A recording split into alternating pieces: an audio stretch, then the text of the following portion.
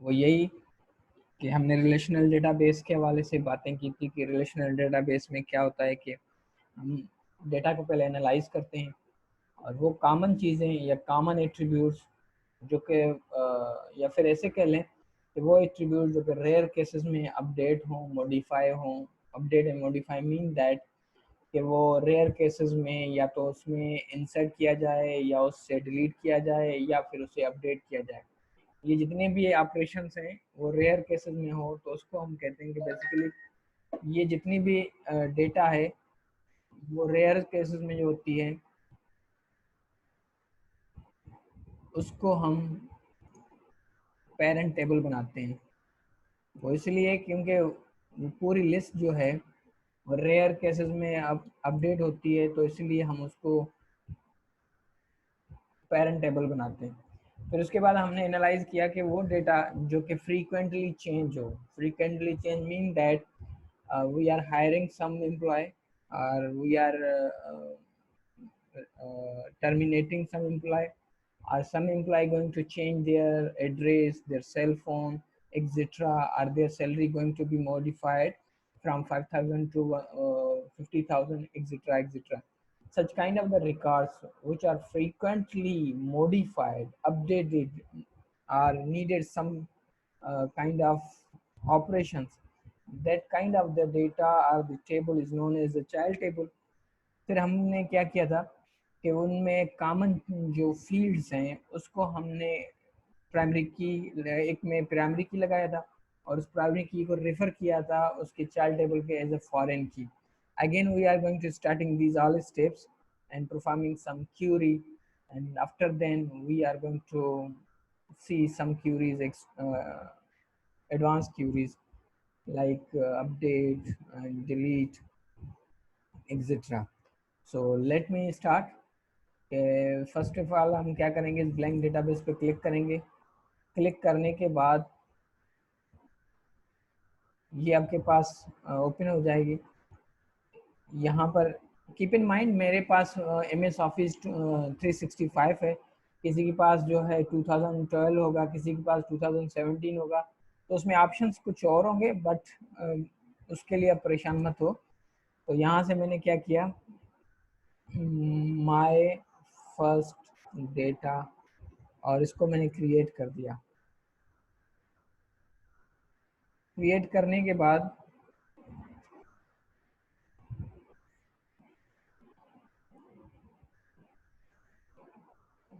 ये आपके पास ये ऐसे टेबल आ रही है। I hope you recall the first lecture when we started in database. So close this table and come to the create tab, and then we are going to click on the table design. It means we are going to manually design what kind of the field name and what kind of their data type should be. So here I am going to starting my manually creating the database. Department ID, DPT ID, it should be a number. Then department name, it should be a text, long text, and then department location,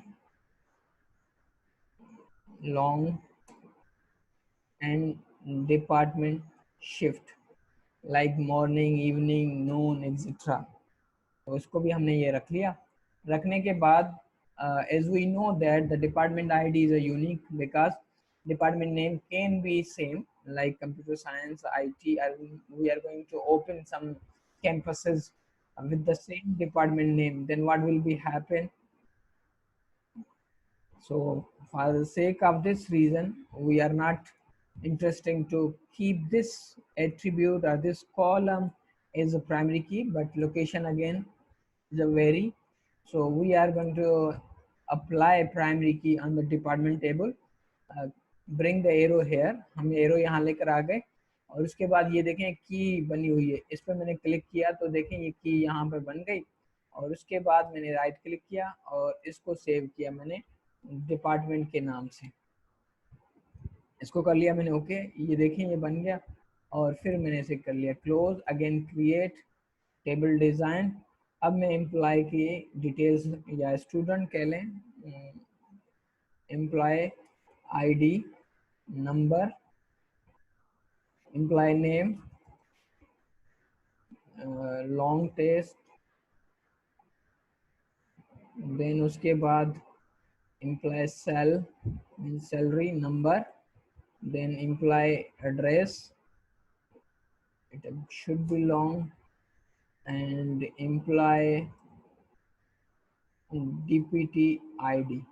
देखिए ये same वही column है जो कि हमने department में। Keep in mind जब relationship की बात करते हैं तो उसमें दोनों टेबल में कॉमन एक एट्रीब्यूट रखते हैं ताकि उसमें लिंक बन जाए।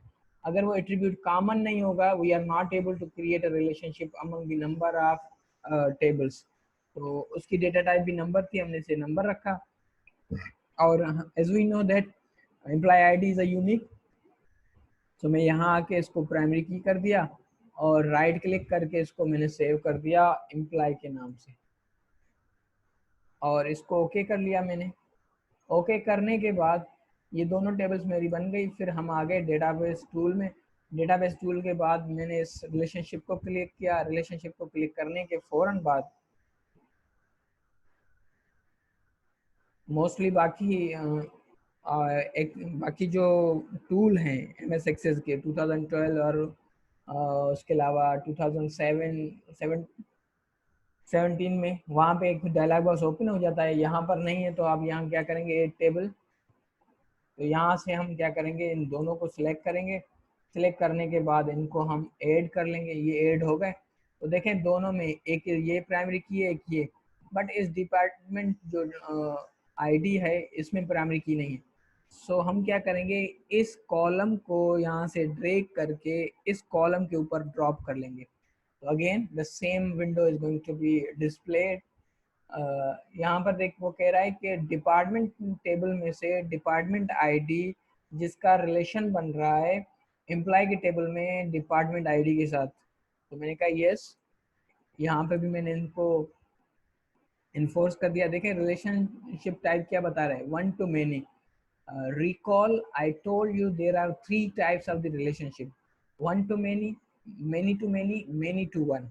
तो यहाँ पर क्या है, एक हमारे पास ऐसी टेबल है जिसका एक से ज्यादा जो है एम्प्लॉयज के साथ क्या है ताल्लुक है। तो हमने इसे क्रिएट कर दिया।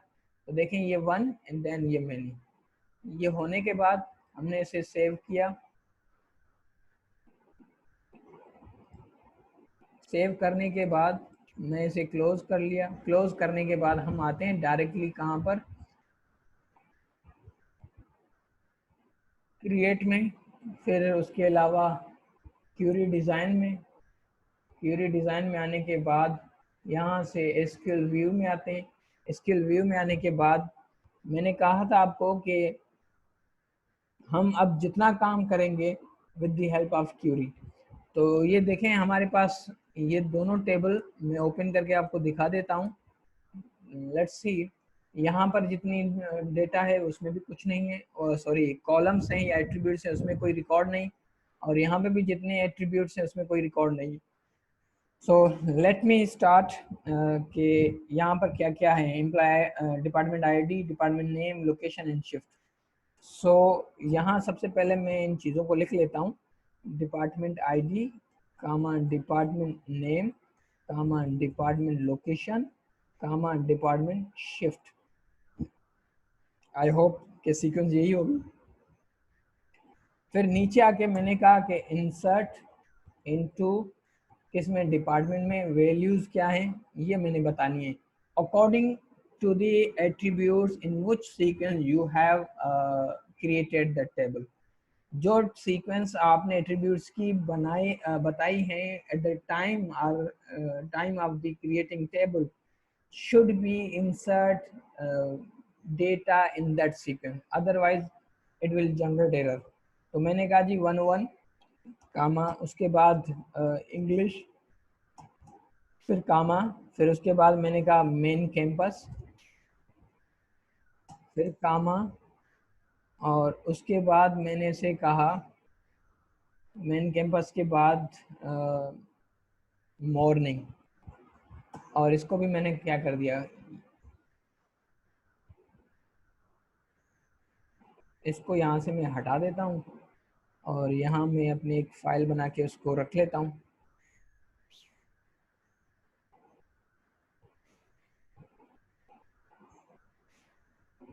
ताकि मुझे फिर ज़रूरत पड़ी तो मैं बार बार वहाँ चेक नहीं करूँ।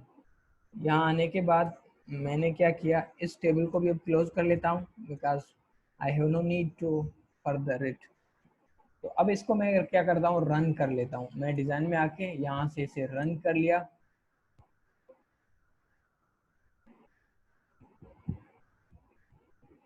ओहो, इंसर्ट इनटू, अब रन कर लेते हैं। वही मैसेज है, मैंने कहा यस। यस करने के बाद मैंने इसे सेलेक्ट करके कट किया। Let me see my record inserted into department table और नॉट। ये करने के बाद मैंने कहा select historic from department. Let's see कि देखें आपके पास वही इंफॉर्मेशन जो कि मैंने बताई है एज इट इज़ वो इंसर्ट हो गई। इट मीन्स हमने सारा काम क्यूरी से किया है। तो अगेन मैं इसको क्या कर लेता हूँ,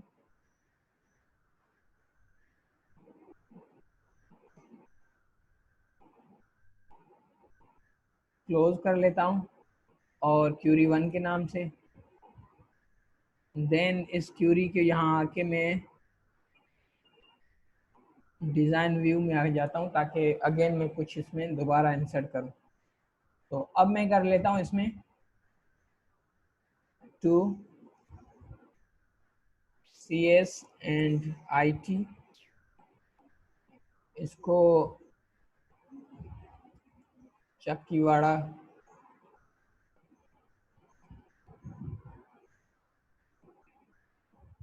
ठीक है जी, चाकीवाड़ा कैंपस मैंने बता दिया इसे।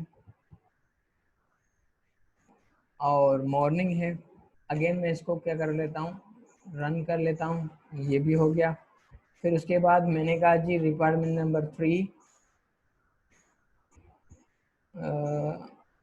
एजुकेशन, वो आपके पास मेन कैंपस में है। ये भी मॉर्निंग है। अगेन मैंने इसे रन किया तो ये भी इंसर्ट हो गया। Department number 4 commerce, main campus morning, इसको मैंने रन किया तो ये भी हो गया। देन डिपार्टमेंट नंबर लास्ट 5 जिसको हम BBA से, ये भी हो गया। ये होने के बाद मैंने कहा again select steric from department. तो इसको मैं रन कर लेता हूँ। लेट्स सी, देखें सारे के सारे हमारे रिकॉर्ड्स जो है वो इंसर्ट हो चुके हैं। हमने कोई भी काम टेबल में आके नहीं किया। हमने जितनी एंट्रीज थी with the help of query हमने वो सारी कर ली और टेबल के साथ हमारा कोई इंटरेक्शन नहीं रहा। It mean that now we are capable that to do each and every task with the help of query. अगर मैं कुछ करना चाहूँ तो again I am going to taking the support of the Curie.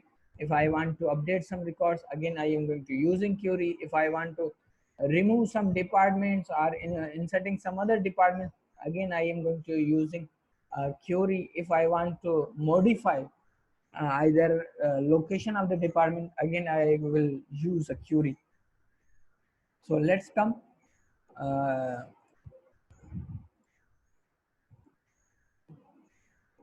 अब आते हैं अपने एम्प्लॉय की टेबल की तरफ। उसकी भी मैं कुछ लिख लूँ ताकि मुझे इजी रहे। एम्प्लॉय आईडी है, एम्प्लॉय नेम है, एम्प्लॉय सैलरी है, एम्प्लॉय एड्रेस है और देन डिपार्टमेंट आईडी है। इसको मैंने कॉपी किया और यहाँ से आके इसको हटा दिया। क्यूरी में आए, उसके डिज़ाइन में यहाँ सारी मैंने लिख ली। फिर मैंने कहा इंसर्ट इनटू एम्प्लॉय वैल्यूज़। वो वैल्यूज़ क्या हैं, मैंने कहा 1 या 001। उसके बाद नाम मैंने दे दिया अहमद और फिर उसके बाद मैंने उसकी सैलरी जो बताई वो 8,000 रुपये बताई। कीप इन माइंड जो नाम है सिर्फ वो सिंगल कोड में आएगा, इसके अलावा कुछ भी नहीं। बाकी सारे के सारे जितनी भी हमारी हैं वो नंबर्स वो विदाउट सिंगल कोड आएंगे। फिर उसके बाद मैंने उसकी एड्रेस देनी है, तो मैंने कहा जी हैदराबाद। तो again Hyderabad is string, string must be enclose with the single quote. Then उसके बाद डिपार्टमेंट आईडी, मैंने इसे कहा जी ये इस डिपार्टमेंट में काम करता है। सो मैं इन चीज़ों को हटा देता हूँ, इसको कॉपी करके रन कर लेता हूँ। Let's see what happen. Again same message, मैंने यस कर लिया। यस करने के बाद मैंने इसको हटा दिया। मैंने कहा सेलेक्ट करो स्टैटिक फ्रॉम एम्प्लॉय टेबल में से।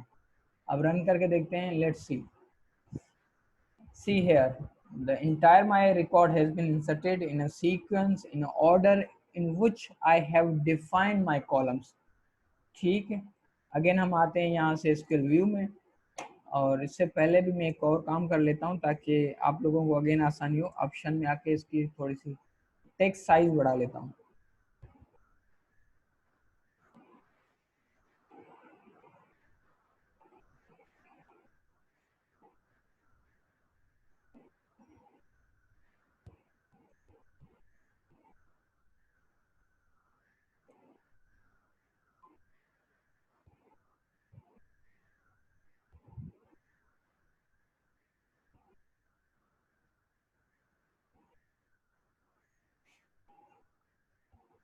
मैंने इसे ओके कर लिया, इसको क्लोज कर लेते हैं, सेव भी कर लिया। यहाँ से आके मैं व्यू कर लेता हूँ, ज़ैनफ। फिर मैंने अगेन वही काम करना है, to Ali 6000, then is belong to Karachi 103। अगेन मैं इसको इंसर्ट कर लेता हूँ, ये भी हो गया। Then 103 it's me myself, I think 50,000 enough for me. Karachi is a good, and then department number this, then run। yes, अब मैं दोबारा चेक करना चाहता हूँ। select static from employee, then run it, see the all information inserted according to order, then come to here SQL view। now I want to see the entire record from both table, then comma put here and department, run it, see again this is a Cartesian product, so come to in a query, then respected here where employee dot employee dot department ID should be equal department dot department ID। now run it, see the now those record has been retrieved from both table which are equal according to the department which is existing in the department table, as well as those employees who are working in those departments that are displayed here। तो यहाँ पर देखें हमारे पास again वही काम हो गया। तो यहाँ पर आप देखना चाहें तो वेल एंड गुड, अदरवाइज इसको आप ओपन करें, इसे माइनस करें तो इसके जितने एम्प्लॉयज़ होंगे तो अगेन वो आ जाएंगे, इसके जितने नंबर ऑफ एम्प्लॉयज़ होंगे वो भी आ जाएंगे, इसके जितने नंबर ऑफ एम्प्लॉयज़ होंगे वो भी आ जाएंगे, और इसके जितने नंबर ऑफ एम्प्लॉयज़ होंगे वो भी आ जाएंगे। इसको मैं यही रख लेता हूँ। Again I am going to inserting some other records because I want to show you that the importance of the relationship।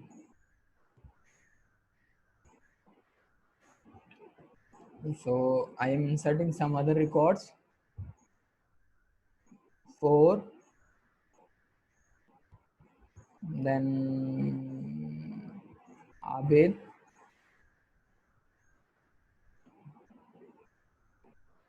belongs to Jamshoro and is a 1. Run it. Then 5. Then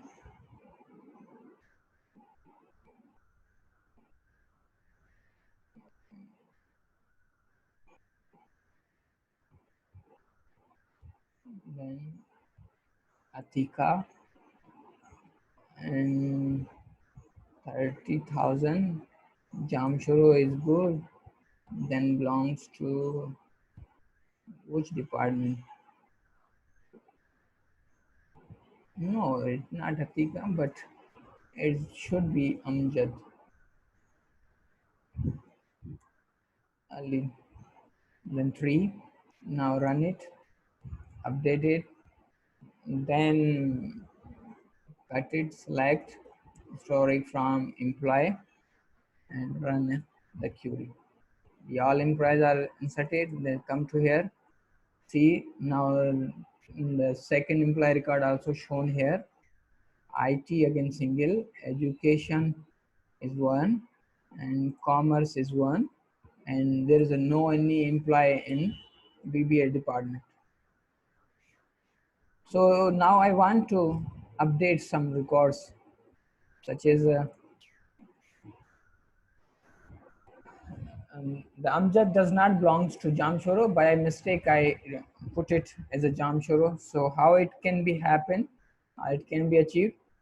Update, then define the table name. Employee set means define the new value which you want to modify, with the previous or with the old value. Then I told it that set new value for the employee address column as a Karachi, where employee name like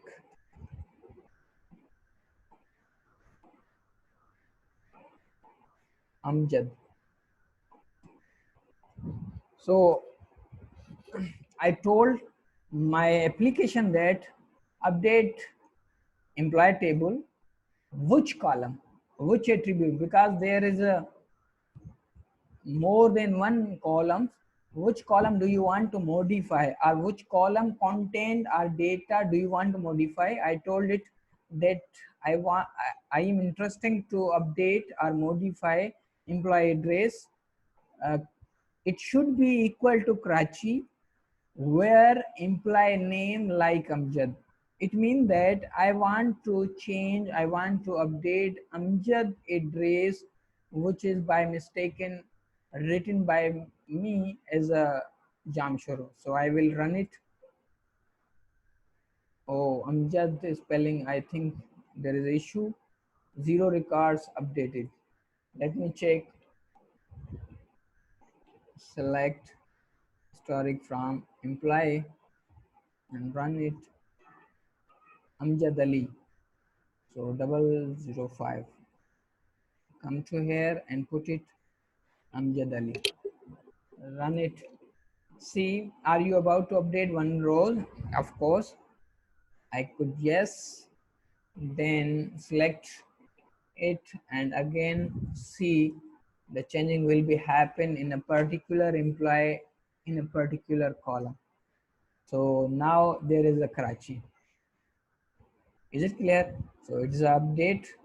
Then I want to now do something else. Delete employee, then where employee name like again Amjad Ali. So what will be happen? Syntax error.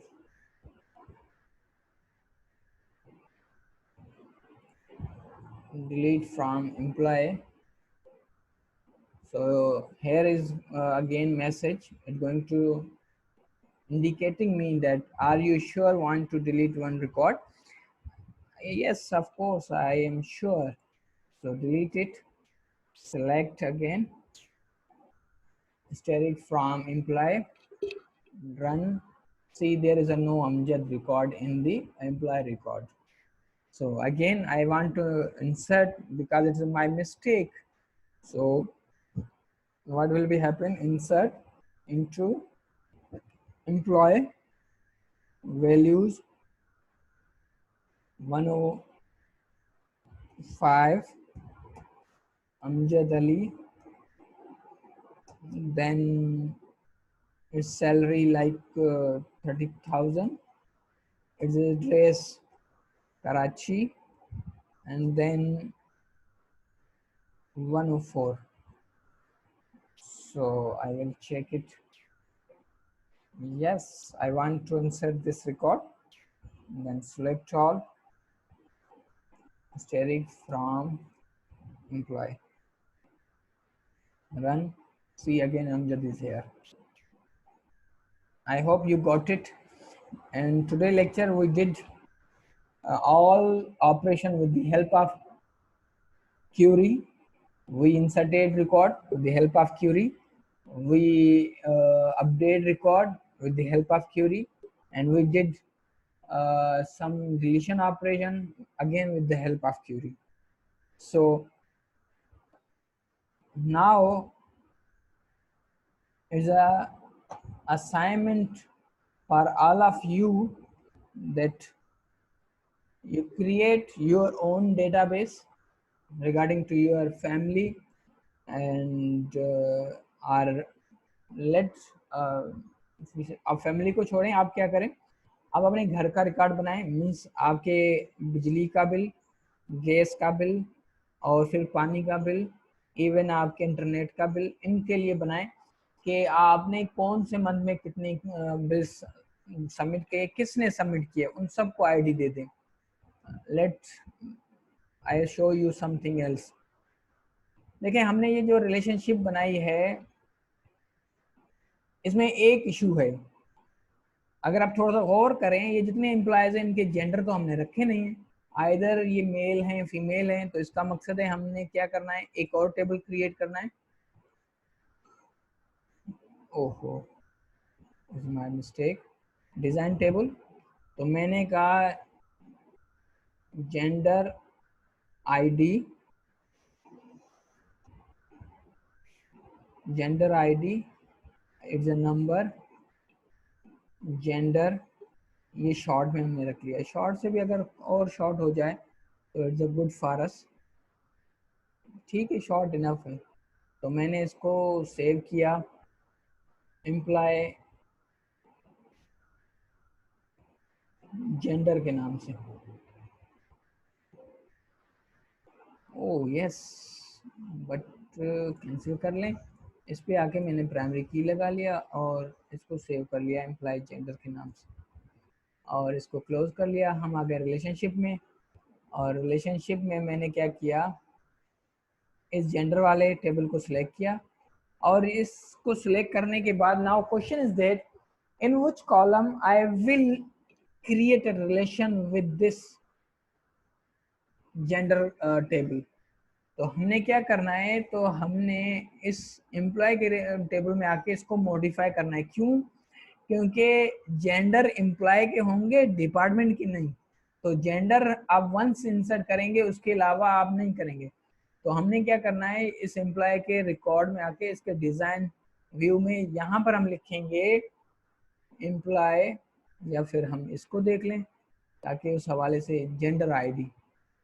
तो ये gender ID रख लें इसकी, और इसको मैंने कर लिया नंबर, और फिर इसको यहाँ से आप सेव कर लें और क्लोज. तो देखें आपके पास जेंडर आईडी आ गई. अब इस जेंडर आईडी को उठा के यहाँ पर ड्रॉप कर लें. तो अगेन वही बात हो गई, मैंने कहा यस ये भी करना है, देन क्रिएट. तो देखें अब इस एक टेबल का रिलेशन जो है इसके साथ भी है, इसके साथ भी है. इसका मकसद ये है कि मैं इस टेबल के थ्रू इसकी डेटा को भी एक्सेस कर सकता हूँ, इस टेबल के थ्रू मैं इसकी डेटा को भी एक्सेस कर सकता हूँ. It's up to me whether which table I am going to prefer to retrieve data from other tables. Even मैं इस जेंडर टेबल पे आकर इस कंप्लीट एम्प्लॉय के टेबल में से भी रिकॉर्ड लेकर आ सकता हूँ और डिपार्टमेंट के भी टेबल में से रिकॉर्ड लेकर आ सकता हूँ। But here is a problem, let me show you. हम एम्प्लॉय के रिकॉर्ड को ओपन करते हैं, देखें जेंडर जो है वो यहाँ पर बिल्कुल इम्पटी है। बट अब हमें पता करना है कि कौन सा एम्प्लॉय, उसका जेंडर क्या है, ताकि हम प्रॉपरली उसको हैंडल करें। एट दैट टाइम सारे के सारे क्या है, मेल हैं।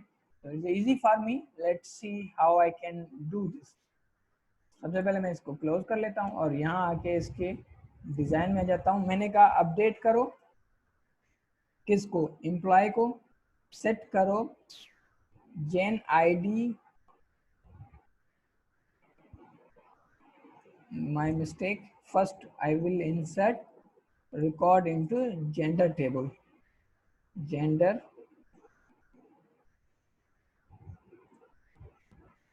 employee gender, then values 1 comma 1 for female and I think 0 for female, 1 is good। तो मैंने इसको क्या करना है, इंसर्ट करना है, ये भी हो गया। देन सेकंड फॉर मेल, तो अगेन मैं इसको इंसर्ट कर लेता हूँ, it is good. After inserting it, let's see these all records inserted. So now again I will come in my query, design, now insert into employee, sorry, update employee, set what, gender id, gen id equal to 2, nothing else. अब मैं where नहीं बताऊंगा, क्यों, क्योंकि सारे mail है तो ये ऑटोमेटिकली क्या करेगा, सब के रिकॉर्ड को मेल कर देगा। अब मैं इसको रन कर लेता हूँ तो देखें क्या कह रहा है, are you about to update 5 rows. It mean that now this query is going to update 5 rows simultaneously. Either अगर इसके दरमियान कोई फीमेल भी है तो उसको, उसका जेंडर भी वो क्या कर देगा, चेंज कर देगा। बट एज हमें पता है कि सारे मेल हैं तो मैंने यस कर दिया। यस करने के बाद अब मैं चेक करना चाहता हूँ कि आया तो रिकॉर्ड्स इंसर्ट हुए या नहीं।